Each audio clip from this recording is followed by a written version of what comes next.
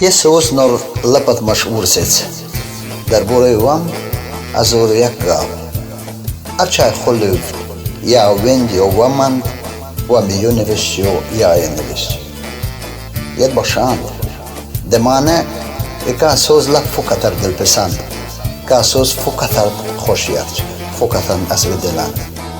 وز فقط خود تاریخ و نوشته و انفامم و من سولوی اشتودم نوشت خود و من و مقارمه میشست و می به دوران دیوش سوزندهین لب لود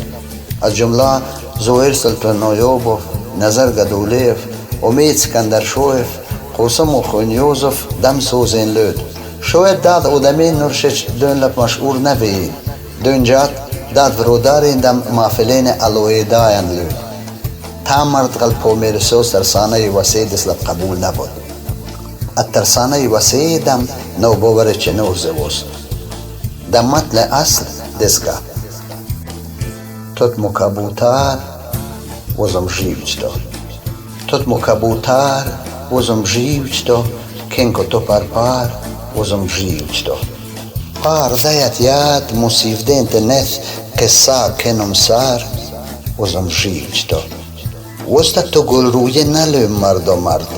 توت بوت آزار وزم جیوچ تو مردم تو خیزان مغیبت سکیخت ما کن تو باور وزم جیوچ تو خوی تو مرزارگه کند خوی نمو مردت بیرت بار وزم جیوچ تو راست کنم وز خود پادیم ببیر چلو و مسمار وزم جیوچ تو کای کامیز تو وین تو چسود ورقارد میسر وزم جیوچ تو